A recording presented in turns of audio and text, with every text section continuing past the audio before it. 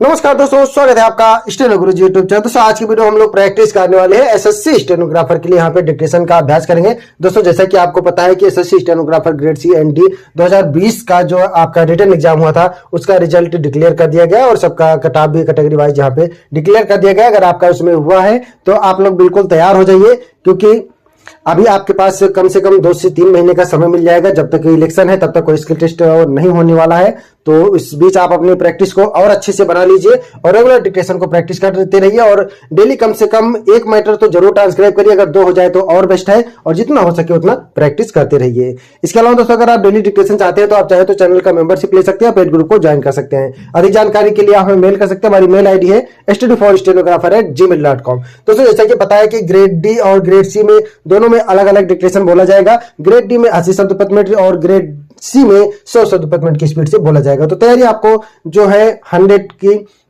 Grade D के लिए करके जानी है और 120 की ग्रेड सी के लिए तैयारी करके जाएंगे, तभी वहां पे स्किल टेस्ट लिखा जाएगा। दोस्तों जैसा कि आपको पता है कि पिछली बार तो मैटर बहुत आसान बोला गया था, तो यहाँ पे दोस्तों जो स्किल टेस्ट होने वाला है वो केवल क्वालिफाइंग रहेगा। मेरिट आपका आपके रिटन नंबर से बनने वाला है।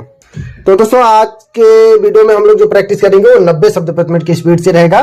तो 10 मिनट का डिक्टेशन होगा, तो सभी लोग इसको प्रैक्टिस करेंगे और मैटर को ट्रांसक्राइब करके पीडीएफ से मैच कराएंगे। पीडीएफ इसका आपको मैं टेलीग्राम पर मिल जाएगा। डिक्टेशन लिखने से पहले हम लोग इसमें आए हुए कठिन शब्दों का अभ्यास कर लेंगे, जिससे आपको डिक्टेशन लिखने में और आसानी हो। जो हमारी आउटलाइन होगी वो ऋषि प्रणाली में होगी। मैं नहीं कहता कि आप हमारी आउटलाइन का प्रयोग करिए, अगर इसमें से आउटलाइन आपको अच्छी लगे तो आप उसको अपने डिक्टेशन में प्रयोग कर सकते हैं, चाहे वो किसी भी प्रणाली में हो। दोस्तों अगर आपको रामधारी गुप्ता और आपका मानक लिपि वाला का अगर सबका प्लेलिस्ट चाहिए 80 वर्ड और 100 वर्ड और 120 वर्ड की, तो आप लोग कमेंट जरूर करिएगा। अगर आपको प्लेलिस्ट चाहिए तो हम उसका प्लेलिस्ट ऑडियो में बना के अपलोड कर देंगे और आप लोग बुक परचेज कर सकते हैं। मार्केट में मिल जाती है बहुत आसानी से, ठीक है। अगर आपको स्पीड बढ़ाना है तो ये बुक आपके लिए सबसे बेस्ट होगा। बाकी टिप्स और ट्रिक्स हम आपको देते रहेंगे। फिलहाल वीडियो को स्टार्ट कर लेते हैं। और दोस्तों आपको वीडियो को डिक्टेशन को सुनना है और सीधे लिखना है, ठीक है। मन में बिल्कुल नहीं दोहराना, मन में दोहराने की आदत है तो छोड़ दीजिए, उससे आपकी स्पीड कम होती है। डिक्टेशन आपको सीधे सुनना है। अगर आपका छूटता है तो एक बार नहीं 10 बार एक ही डिक्टेशन को लिखिए, स्पीड जरूर इंक्रीज होगी। बाकी जानकारी दोस्तों हम नेक्स्ट वीडियो में देते रहेंगे। बाकी और जो भी सीक्रेट बातें हैं, जो भी टिप्स एंड ट्रिप्स है और जो भी अपना अनुभव है वो अगले अलग से एक वीडियो बना के शेयर करेंगे। फिलहाल यहाँ पे चलिए डिक्टेशन का अभ्यास कर लेते हैं और डिक्टेशन स्टार्ट होगा 5 सेकंड बाद। उससे पहले हम डिक्टेशन में आए हुए कठिन शब्दों का अभ्यास कर लेते हैं। दोस्तों ये जो ई बुक है ये आपको रामधारी गुप्ता की जो खंड 1 है, ठीक है। यहाँ पे भाग 2 बेशक हमने लिखा है, लेकिन खंड 1 के जो अभ्यास 1 से 100 तक की एक्सरसाइज है उसमें जो कठिन शब्द हैं या जो वाक्यांश टाइप के शब्द हैं उसकी आउटलाइन यहाँ पे हमने बनाने की कोशिश किया है, जो कि ऋषि प्रणाली में है। आपको आउटलाइन अच्छी लगे तो आप इसको अपने डिक्टेशन में प्रयोग कर सकते हैं। फिलहाल यहाँ पे डिक्टेशन में आए हुए कठिन शब्दों का हम लोग अभ्यास कर लेते हैं एक्सरसाइज बाई एक्सरसाइज, ठीक है। तो यहाँ पे पहला जो था, सभापति महोदय रक्षा मंत्रालय समर्थन करने के लिए वर्तमान घटनाओं उसके लिए प्रयत्न कर रहा है। मंत्रालयों मोटे तौर पर होता यह है कि रिपोर्ट कहा गया है कि मेरा सुझाव है कि खरीदना चाहिए, प्रतिदिन होती रहती है, बड़े उत्साह से मुकाबले में खड़ी है, हर तरह की आत्मविश्वास यह होता है कि खास तौर से हस्तक्षेप अखंडता कर्तव्य हो जाता है कि पाकिस्तान ताशकंद समझौता हुआ, बहुत जरूरी है कि आक्रमण उद्देश्य आत्मविश्वास ठीक प्रकार से आदिवासी जातियों प्रतिवेदन प्रस्तुत किया है, इसके लिए सहयोगियों धन्यवाद। साथ ही साथ करना चाहता हूँ यह है कि केंद्र सरकार द्वारा, राज्य सरकारों द्वारा, गैर सरकारी संस्थाओं द्वारा करने के लिए आक्रमण उद्देश्य होनी चाहिए, सामना कर सकें, हर तरह से दिया जाता है। पूरी तरह से मैं यह नहीं कह सकता कि आवश्यकता से अधिक कार्यकर्ताओं, जिसके कारण से चाहता हूं कि राज्य सरकारों द्वारा बहुत सी असावधानी लगा दिया गया है देने के लिए। उस तरह किसानों के लिए उत्तर प्रदेश बहुत बुरी मजदूरी सरकार आयोग नियुक्ति कठिनाइयों, आकर्षित यातायात, ट्रेनों, किसानों, उपजाने के लिए उपलब्ध। तो चलिए अब हम लोग डिक्टेशन स्टार्ट करते हैं। दोस्तों अगर इसका पीडीएफ चाहिए आपको तो वीडियो के डिस्क्रिप्शन में लिंक दिया गया, वहां से डाउनलोड कर सकते हैं। तो चलिए डिक्टेशन स्टार्ट।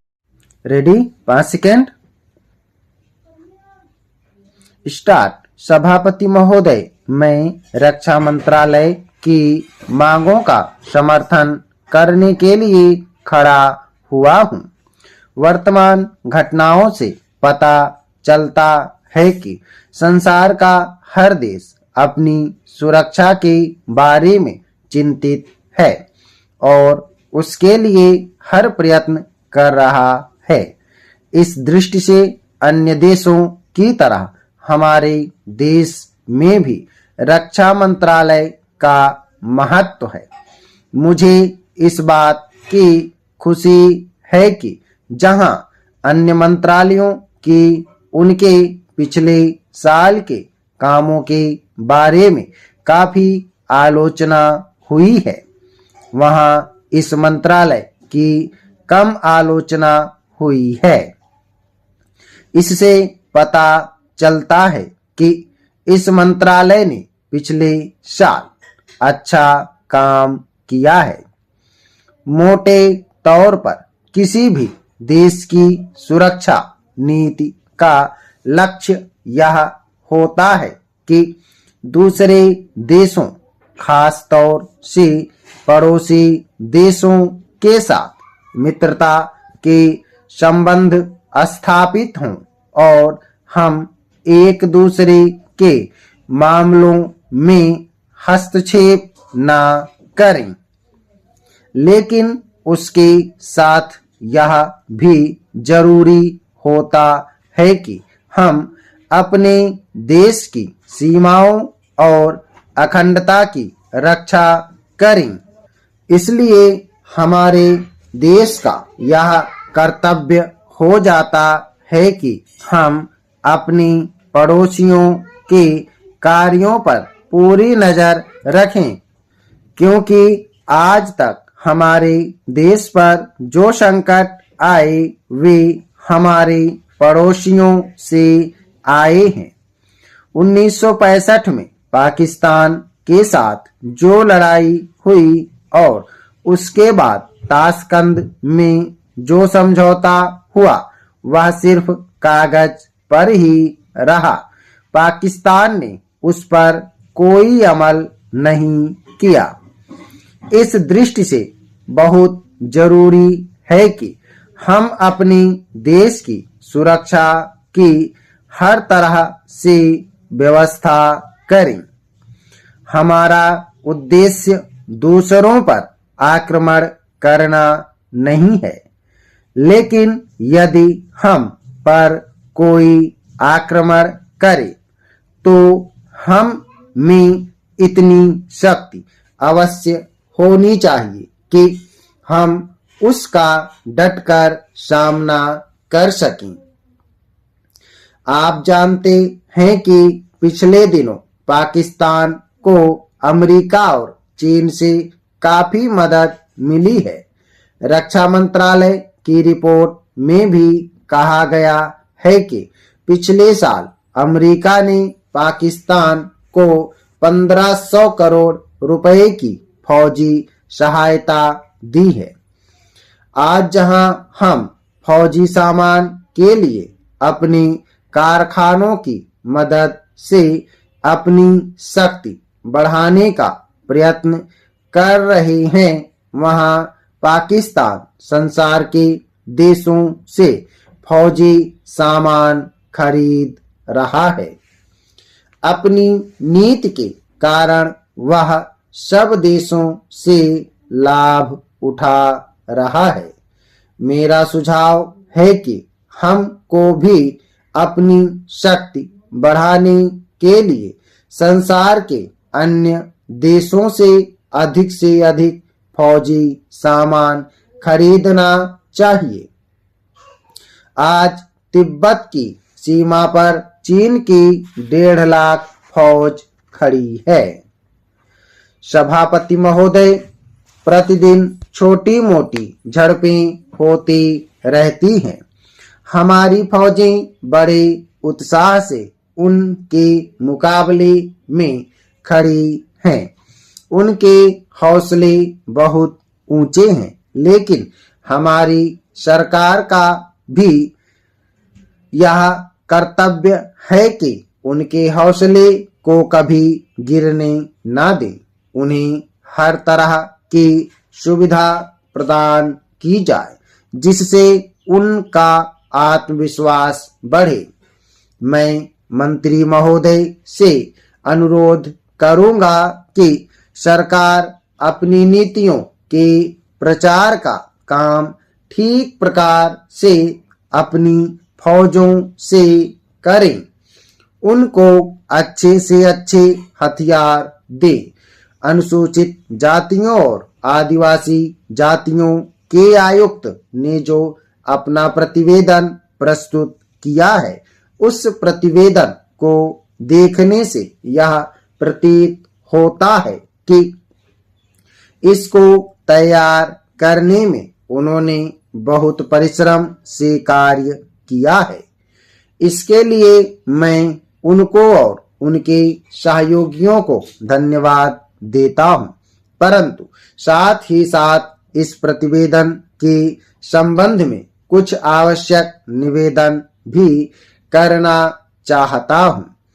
पहली बात तो यह है कि इस प्रतिवेदन को देखने से ऐसा प्रतीत होता है कि इन कार्यों के लिए जिस धन का उपयोग होता है वह 3 साधनों से उपलब्ध होता है: केंद्र सरकार द्वारा, राज्य सरकारों द्वारा और कुछ गैर सरकारी संस्थाओं द्वारा। प्रतिवेदन के अनुसार जितना धन इन कार्यों पर व्यय करने के लिए दिया जाता है, उतना धन पूरी तरह से व्यय नहीं हो पाता।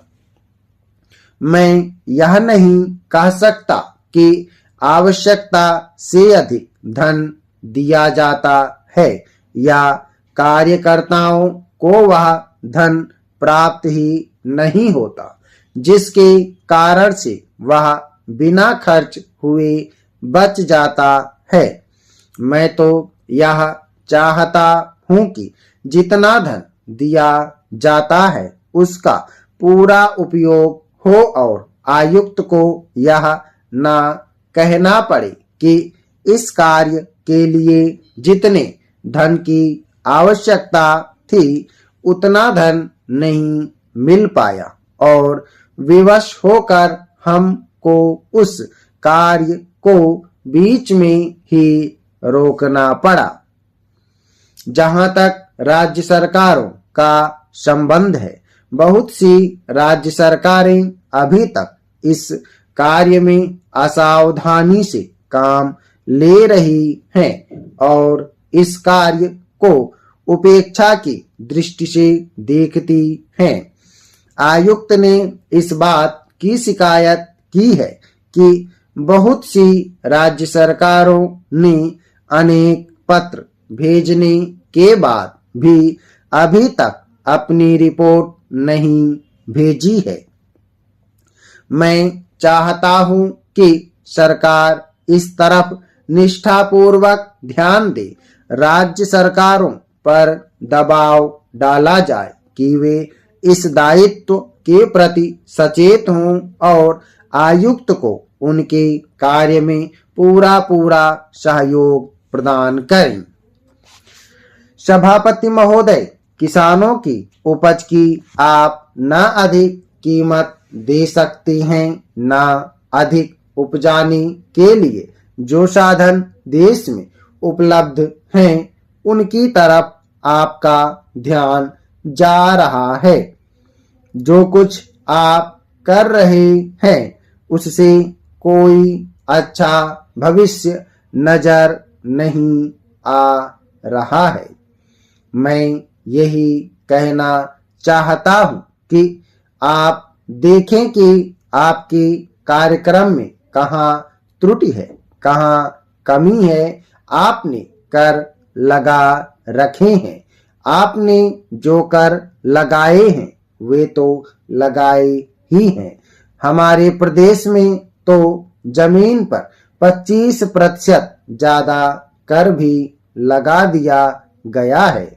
इतना बोझ अगर किसान पर होगा तो उसकी कमर टूट जाएगी। वह पहले से टूटी जा रही है, लेकिन वे इन करों को देने के लिए भी तैयार हैं। यदि आप उस तरह के साधन उन किसानों के लिए तैयार करें। समाप्त।